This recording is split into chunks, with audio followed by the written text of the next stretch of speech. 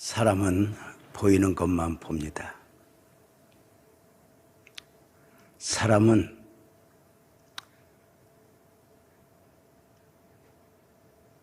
과거의 모습이 아니라 또 미래의 모습이 아니라 오늘의 모습을 보면서 스스로를 판단하기도 하고 누군가를 판단하기도 합니다. 그러나 인생은 오늘만 있는 것이 아닙니다. 마치 두루마리와 같습니다. 아시죠? 두루마리를 쫙 퍼보면 내가 태어날 때부터 지금까지, 그리고 아직 인쇄되지 않은 미래적 삶이 있는데 하나님이 그것을 다 보고 계십니다.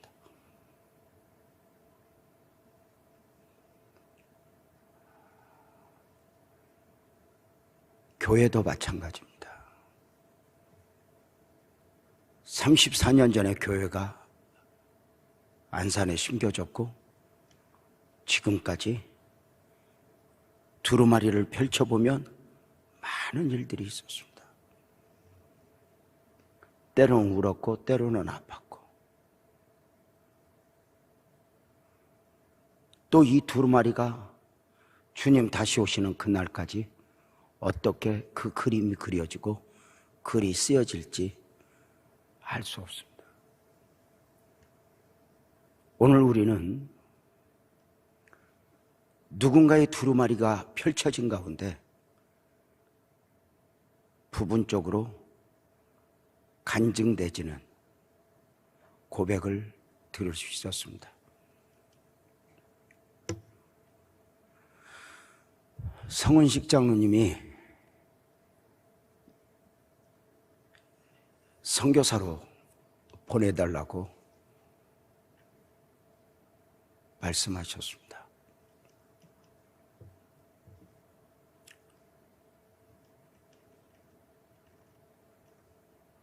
그곳이 필리핀이었고 맹인들이 있는 곳이었습니다. 아까 화면에 나와 있던 교회입니다. 그냥 있을 수 없어서 필리핀으로 달려갔고, 앞으로 성은식 장로님이 오시면 사역을 하게 될 교회를 보면서 고생은 하겠지만 엄청난 보람을 담고 은혜를 누리겠구나 생각을 하고, 아마도 성은식 장로님 내년 10월경이면 기쁨으로 파송할 수 있겠다 싶은 생각을 했습니다.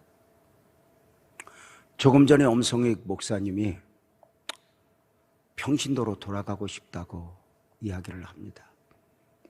바른 생활 사나이입니다. 부교역자지만 제 앞에서 한 번도 흐트러짐이 없었던 목사님입니다.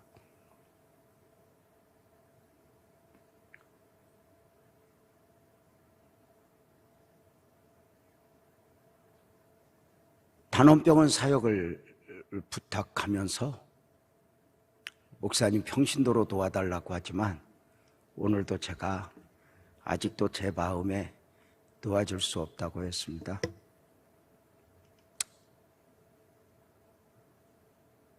지금만이 아닙니다. 교회는 이런 일들이 참 많이 있습니다.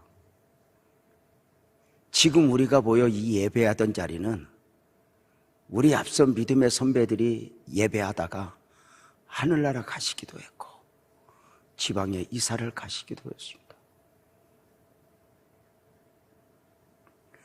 우리가 지금 예배하는 자리는 언젠가 우리 대신 또 누군가가 예배하게 될 것입니다. 두루마리와 같다고 그랬잖아요.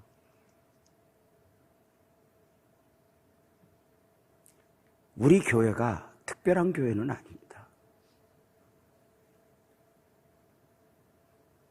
목사도 대단한 게 없고요. 그냥 함께 살고 함께 나누고 싶었을 뿐입니다. 교회가 누군가의 만족을 채워줄 수 있다고 생각지도 않았습니다.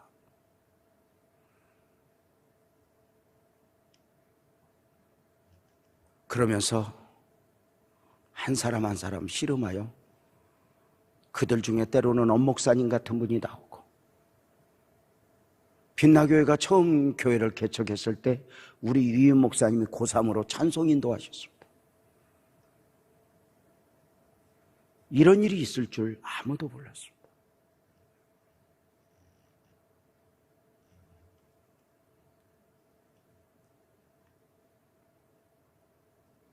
우리 교회는 그냥 누구라도 품어줄 수 있는 교회이길 원했습니다.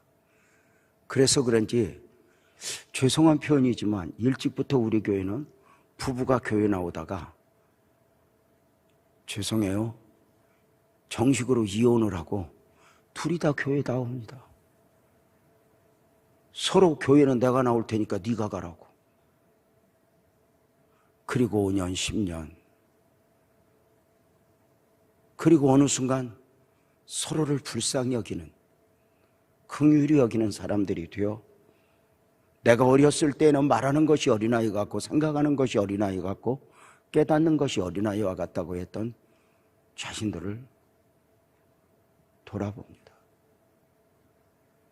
우리 교회는 보이지 않게 목사님들이 와서 평신도처럼 예배하며 드려지고 있다가 그 중에 목사님 한 분 이번 주간에 연락이 왔습니다. 목사님, 사명 찾아갑니다. 10여 년 교회에 오시던 목사님 부부가 사명을 회복하여 1월 중순경에 사역지로 가시게 됐다는 말씀에 기쁨으로 감사로 격려할 수 있었습니다.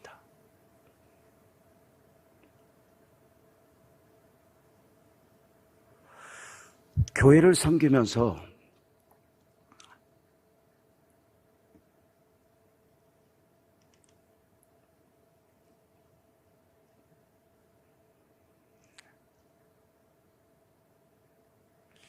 누가 내 마음에 드냐 안 드냐가 아니라 나는 저들 마음에 어떻게 들까? 이게 한순간 바뀌는 것이죠. 하나님 앞에 매일 기도 제목이 오고만 하다가 어느 순간에 가난한데 아무것도 없는데 하나님 앞에 드리겠다고 하죠. 주님, 내가 뭘 드려야죠? 하나님은 참 기가 막힌 분인 것이 우리가 원하는 거 하나도 안 주면서 우리를 바꿔놔요. 안 주는 게 아니에요. 우리의 욕심대로 안 주셨지, 다 주셔서. 그래서 우리는 은혜를 바랄 수밖에 없어요.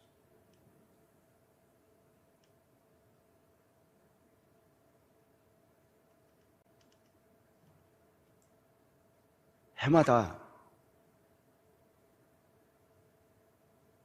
저는 간증을 할 때 내가 이렇게 복을 받았습니다, 내가 이렇게 성공했습니다, 이런 간증보다는 내가 이렇게 아팠습니다, 그러나 지금도 믿음을 지키고 있습니다, 저는 이런 간증이 좋습니다. 오늘 여러분과 함께 또 한 사람의 간증, 그의 두루마리를 펴고 싶습니다. 욥입니다. 욥을 잘 아시죠? 욥의 두루마리를 쫙 보면 정말 화려하게 시작했다가 긴 터널로 들어서게 됩니다. 동방의 부자였던 그가, 누구보다도 주님을 사랑했던 그가, 동방의 의인이라 불리웠던 그가 어느 날 하루아침에 재산이 다 없어지고 하루아침에 10명의 자식들이 죽고 몸에 병이 찾아오고 기와로 온몸을 박박 긁어야 하는 고통 가운데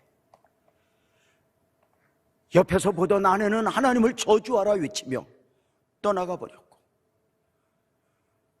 늘 가까이 했던 친구들은 찾아와서 율법이라고 하는 기준을 가지고 욥을 정죄하였죠.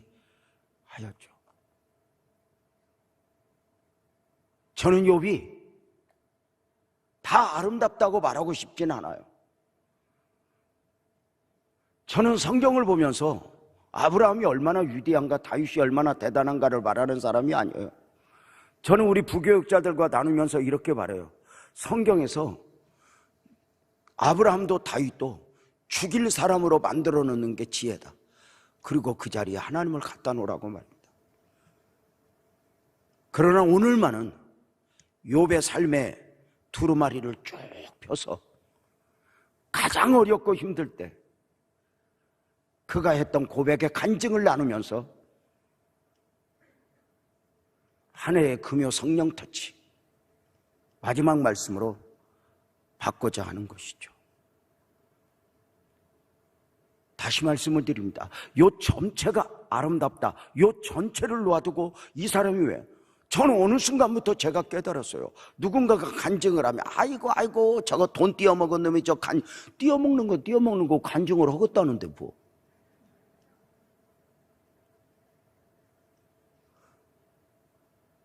우리는 누군가를 다른 사람에게 나를 보여줄 때는 내 마음 알아? 지금의 모습을 보여주기를 원하면서 누구를 보면 과거를 가지고 판단해버리고 그 과거를 붙들고 그 사람의 미래까지 판단해버리고 우리는 그런 실수를 많이 하잖아요. 나도. 어느 순간 하나님이 도와주겠다는데 뭐 내가 뭐. 하나님이 기다려주신다는데 내가 뭐.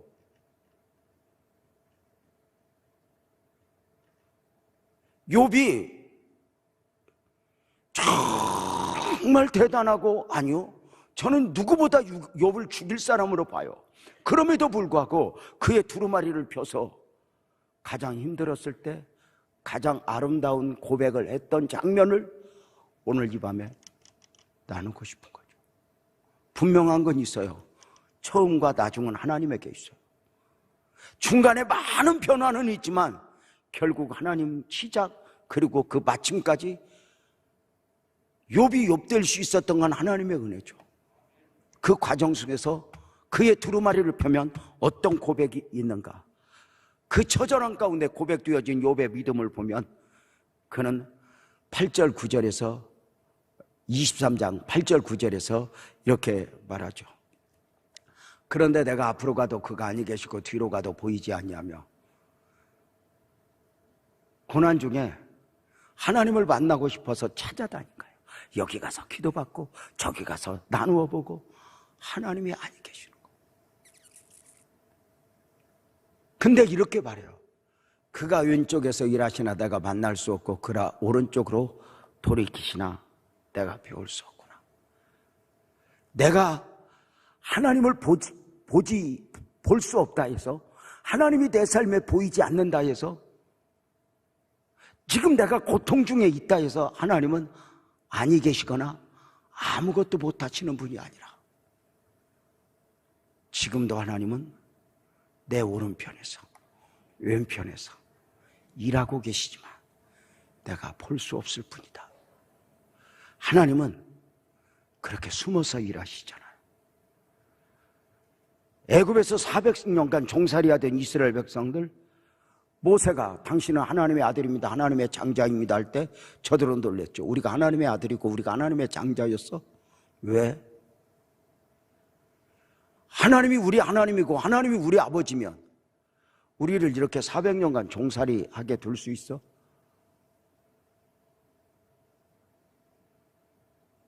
저들의 눈에 하나님이 보이지 않았죠. 그런데 그 어두운 가운데 하나님은 가장 큰 역사를 이루셨으니 70명이 60만이 되게, 가족이 민족이 되게 역사하셨죠.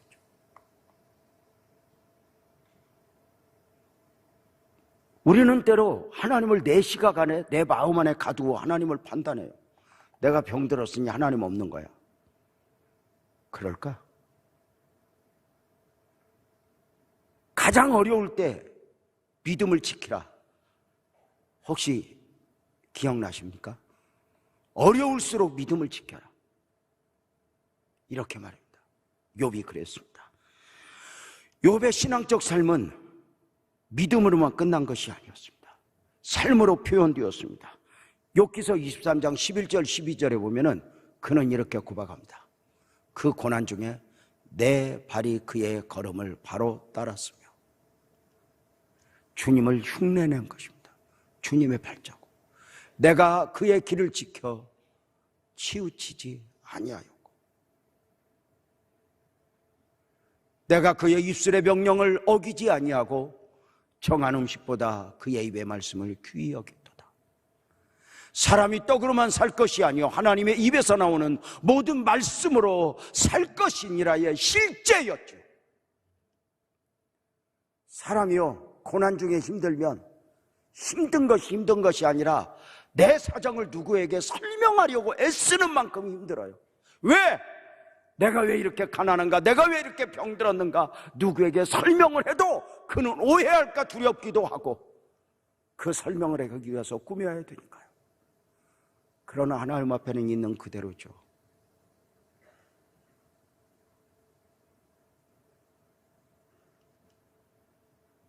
어느 순간 성도들의 마음을 읽게 돼요. 구구절절 설명하지 않아도 눈빛만 보면 알 것 같아요. 많은 말을 하지 않아도 손잡고 잘 살지 하면 어쩌면 그 안에 모든 것이 다 들어있다 싶은 거죠. 욥은 가장 어려울 때 걸음을 지켰고 가장 어려울 때 정한 음식보다 그 입의 말씀을 귀하게 여겼대요. 사람이 얼마나 먹고 마시는데 걱정해요. 새끼 다 먹으면서도 더 잘 먹으려고 걱정해요. 매일 내리는 만나보다는 싸놓고 먹고 싶은 걱정이에요. 여러분이 아니라 제가.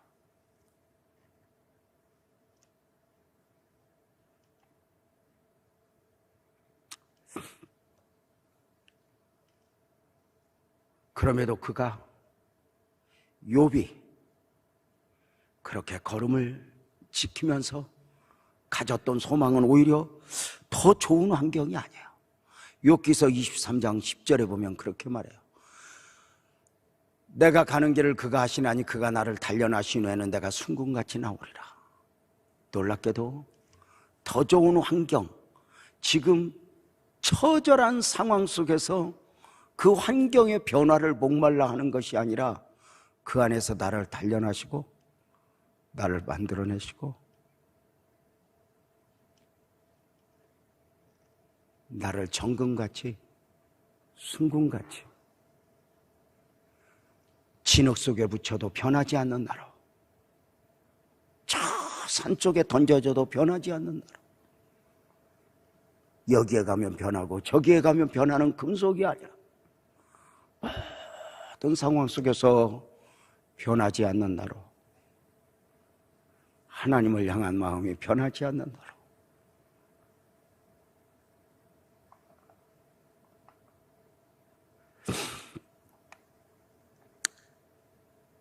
그는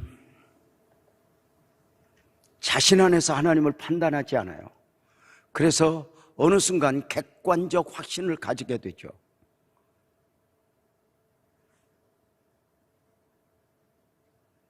지금 내 눈에는 하나님이 보여지지 않고 내 삶에는 하나님이 느껴지지 않지만 내 안에서 보면 그러하지만 객관적으로 보면 성경에 보면 하나님은 이런 분이라는 거예요. 어떤 분? 욥기서 23장 13절 14절이죠. 그는 뜻이 일정하시니 누가 능히 돌이키랴. 그의 마음 하고자 하시는 것이면 그것을 행하시나니 그런즉 내게 작정하신 것을 이루실 것이야. 하나님은 실수가 없어. 이런 일이 그에게 많이 있어.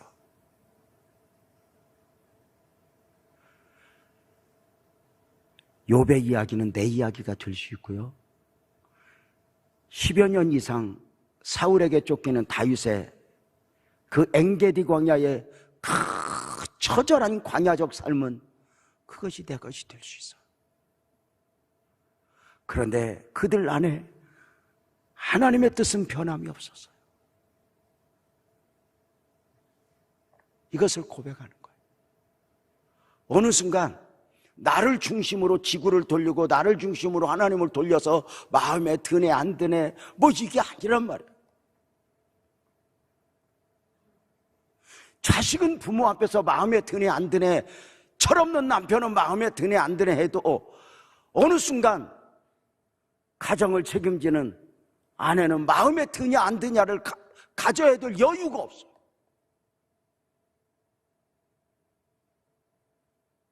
오늘을 이겨야 하고 오늘을 품어야 하고.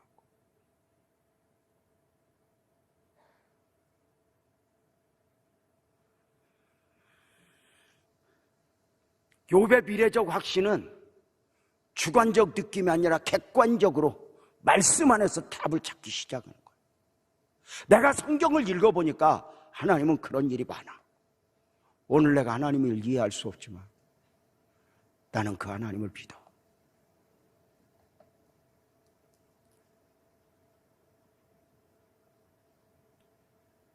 주일날도 설교를 하겠지만 종종 우리는 하나님 왜요 하고 묻고 싶죠. 어린아이가 엄마 왜요 하면 다 설명하면 애가 알아들어요? 못 알아들어요.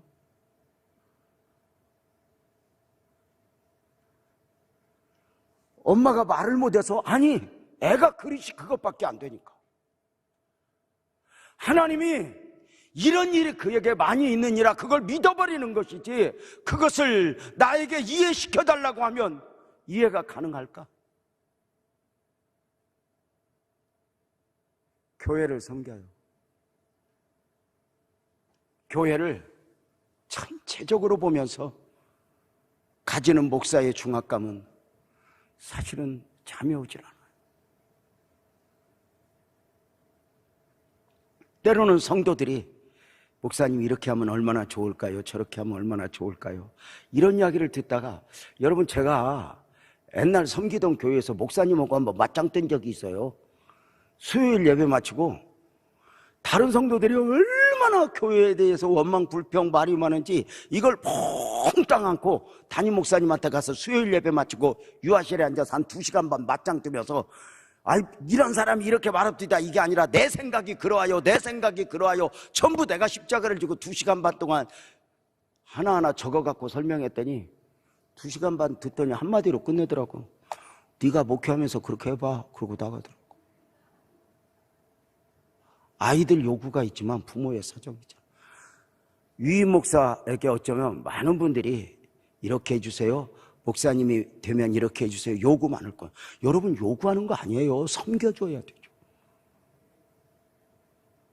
이렇게 해주세요. 저렇게 해주세요.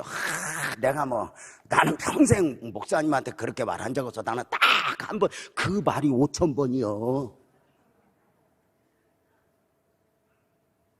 딱 믿으며 내 맘대로 내가 보는 데 이상해도 교회가 가더라. 그러면 돼. 왜 이게 하나님의 교회니까?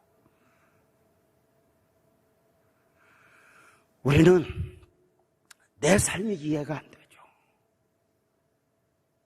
돌이켜보면요. 욥이 가장 힘들 때 이 멋진 고백을 해요. 그런데 이 고백마저도 하나님이 하게 하신 것 같아요. 이게 놀라운 거죠. 제가 가장 큰 은혜를 누린 적은 언제인 줄 알아요? 지금이 아니에요. 긴긴 터널을 지날 때. 그냥 주님만 봤을 때. 광야는 인생의 광야든 현실적 광야 아무것도 할 수 없어요. 그런데 아무것도 할 수 없지만 하나님과 교제하는 것은 최고예요. 주파수를 하나님께 맞추기만 하면. 지나온 여러분의 한 해의 삶은 색깔로 보면 무엇이었어요? 우리 성도들에게 너무 죄송하죠. 교회만 이렇게 풍성하고 성도들은 어려움을 겪고 있는 성도들이 너무 많은데 그래서 지난 한 해도 축복하신 하나님, 교회를 축복하신 하나님을 자랑할 수가 없어요. 교회의 풍족함 안에는 성도들의 피와 땀과 눈물이 담겨 있으니까. 그러나 분명한 것은 주관적으로 보면 지금 어렵지만 객관적으로 보면 언젠가 교회를 풍성하게 하신 하나님이 한 성도 한 성도 일으키고 회복되어 가게 하신다는 것을 또 보게 되는 거죠. 우리는 오늘 또 그 하나님을 믿고 이 송년 축제라는 이름으로 내게 이런 일이 있었습니다 하고 내 삶의 두루마리를 쫙 펴서 그분의 한 부분을 읽어드리고,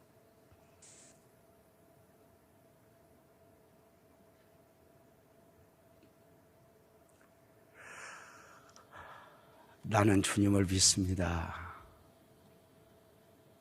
이제 우리 욥이 했던 멋진 고백을 흉내내보지 않을래요? 찬양으로 우리 모두 자리에서 일어나서 우리도 결단하며 선포하며 고백합시다.